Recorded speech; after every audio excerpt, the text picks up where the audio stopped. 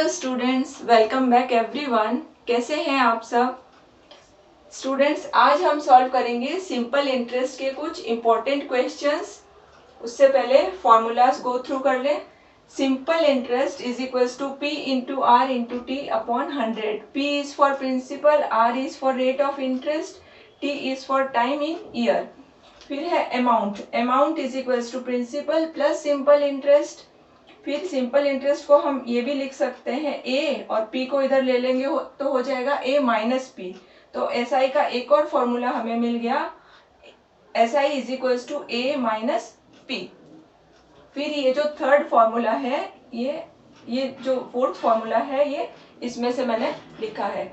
यहाँ पे जो मैंने एस आई लिखा है, ये एस आई की जगह पे अगर पी आर टी अपॉन 100 लिखें तो ये फॉर्मूला मिल रहा है, ठीक है ना। और इस फॉर्मूला में अगर हम p कॉमन ले लें तो हमें मिलता है a is equals to P into 1 plus R T upon 100, ठीक है। तो अब शुरू करें सम्स।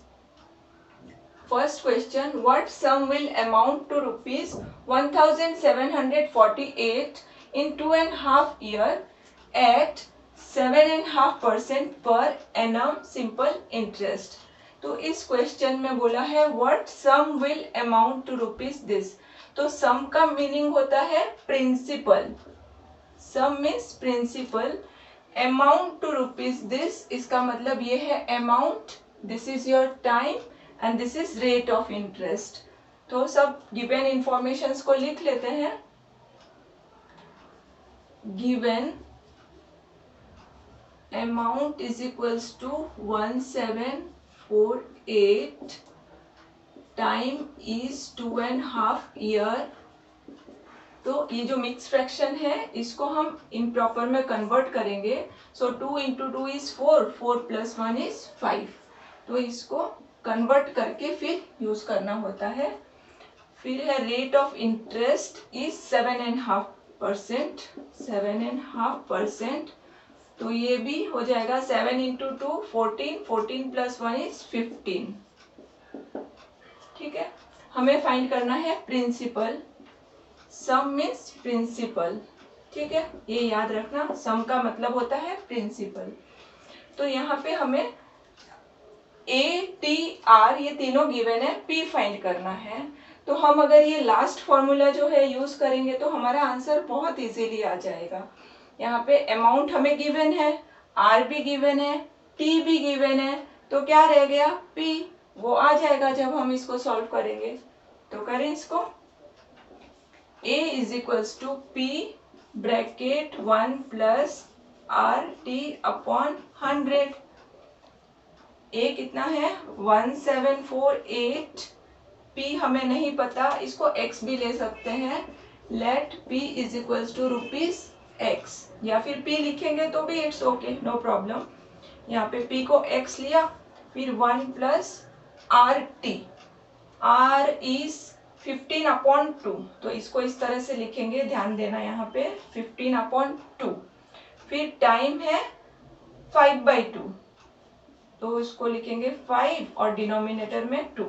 फिर ये नीचे जो 100 है वो आ गया 100, ओके। अब ये जो फ्रैक्शन है इसको हम रिड्यूस करेंगे।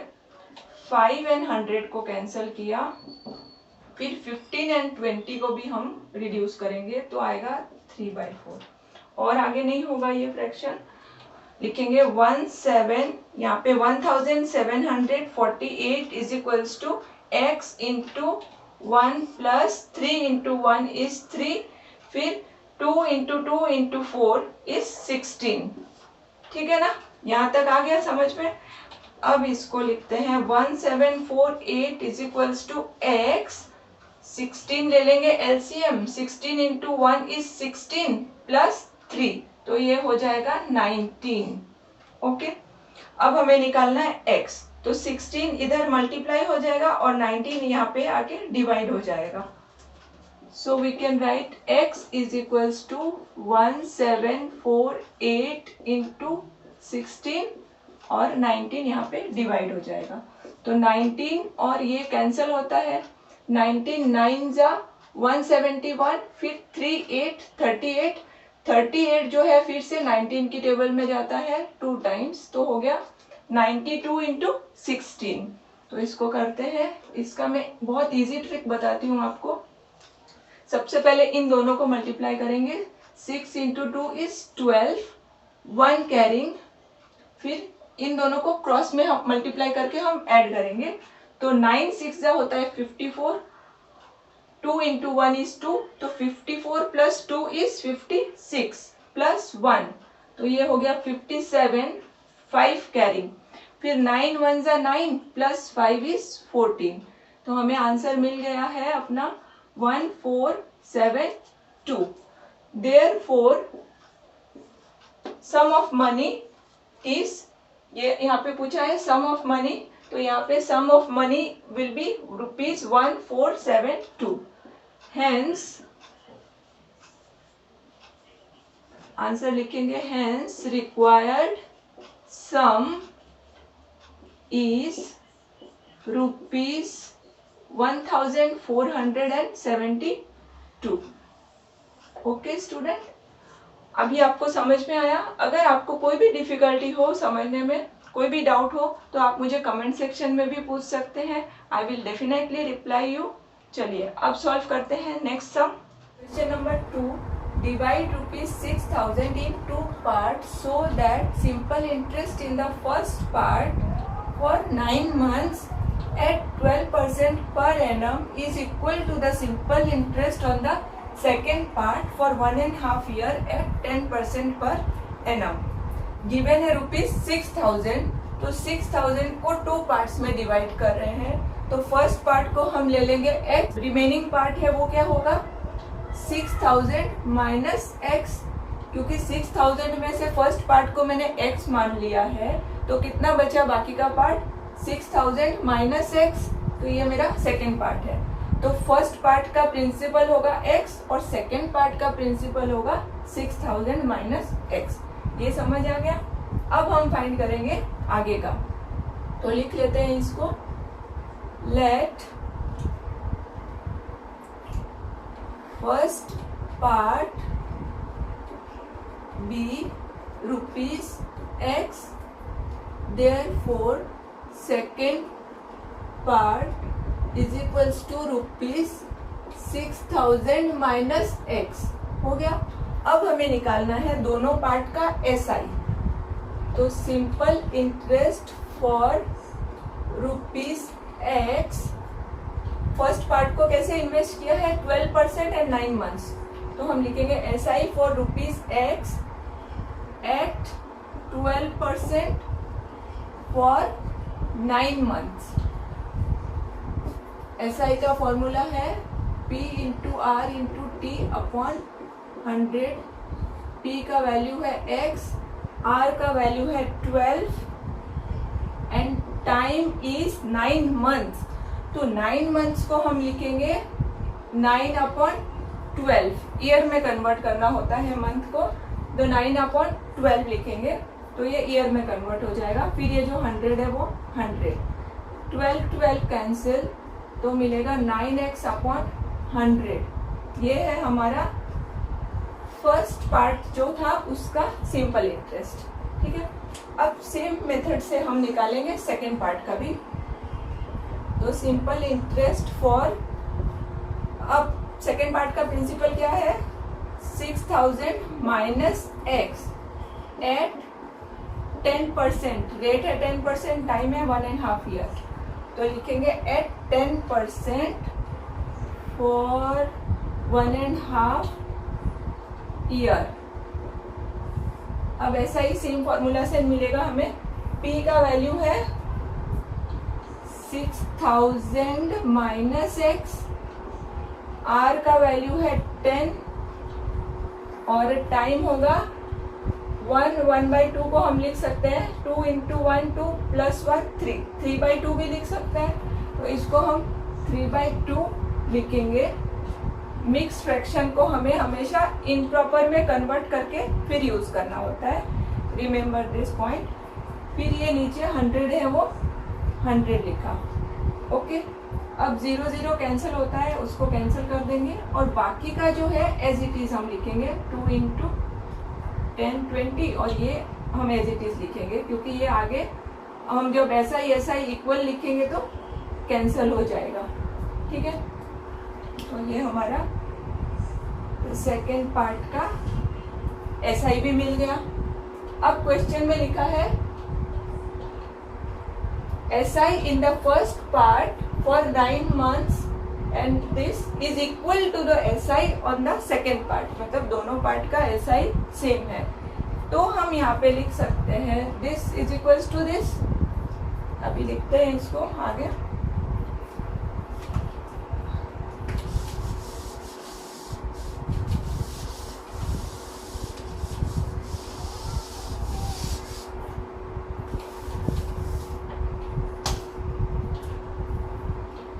Given simple interest are equal, therefore 9x upon 100 first part का सिंपल इंटरेस्ट एंड ये है सेकेंड पार्ट का सिंपल इंटरेस्ट, दोनों को इक्वल लिखेंगे। ठीक है, अब यहाँ पर हम डिनोमिनेटर कैंसिल कर सकते हैं, तो 20 और ये 100, ये हो जाएगा 5, ये हो जाएगा 1। फिर यहाँ पे न्यूमरेटर के साथ न्यूमरेटर कैंसिल कर सकते हैं, तो 3 और 9 हम कैंसिल करेंगे। 3 1 जा 3, 3 3 जा 9, ये हो गया 3x upon 5 left hand side.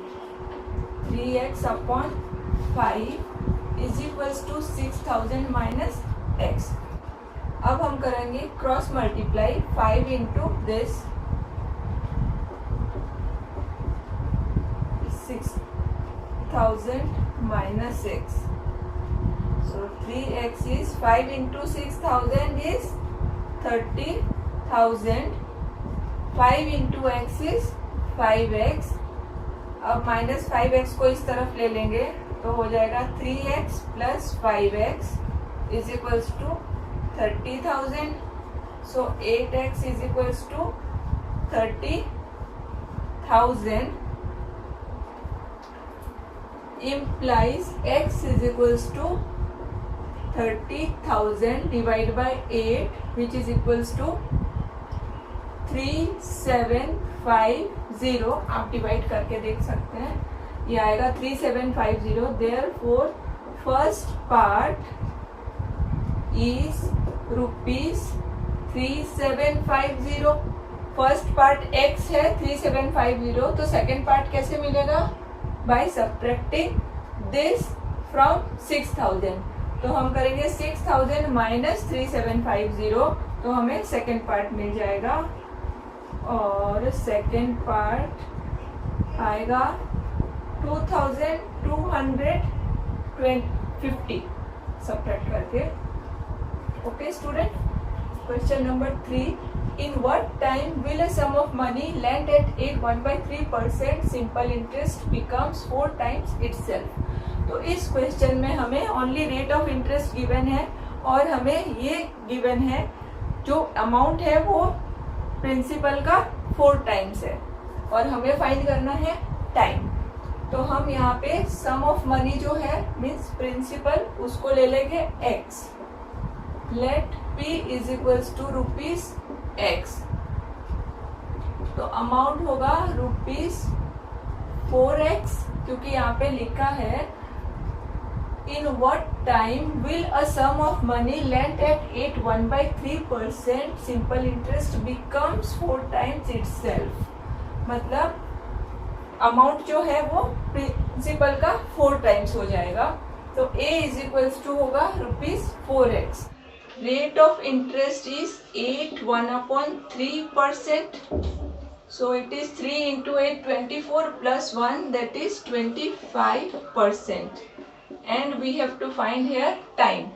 What time means हमें time find करना है यहाँ पे. And यहाँ पे amount and principal दोनों x के टर्म में है, तो amount माइनस प्रिंसिपल करेंगे तो हमें मिल जाएगा सिंपल इंटरेस्ट.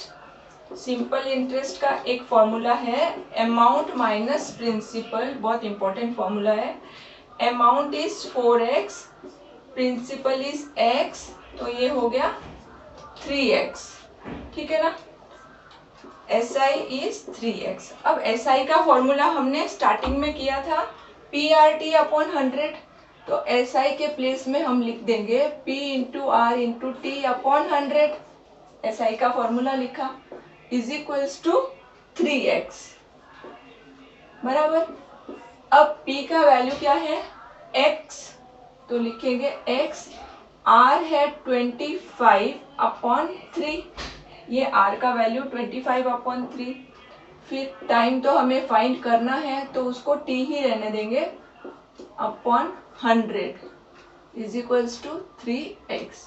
अब 25 एंड 100, 25 की टेबल में 100 आता है 4 जा, तो इसको कैंसिल करेंगे 4 और ये हो गया 1।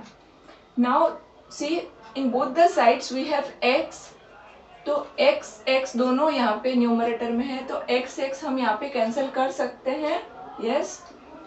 तो हमारा आंसर आएगा t, न्यूमरेटर में t है, डिनोमिनेटर में 3 4 जा 12 एंड राइट हैंड साइड में है 3। अब हम लिख सकते हैं t को 3 इंटू 12, तो हमारा आंसर आएगा 36। Therefore time is equals to 36 years. इसका मतलब हुआ अगर x रुपीज इन्वेस्ट करेगा, सपोज x कोई भी वैल्यू हो सकता है, 1 लाख हो सकता है, अगर 1 लाख रुपीज इन्वेस्ट करेगा तो after 36 years at the rate of 8.1/3% वो हो जाएगा 4 लैक्स। जो 1 लाख दिया वो 36 ईयर्स के बाद हो जाएगा 4 lakhs. Okay student, thanks for watching my video.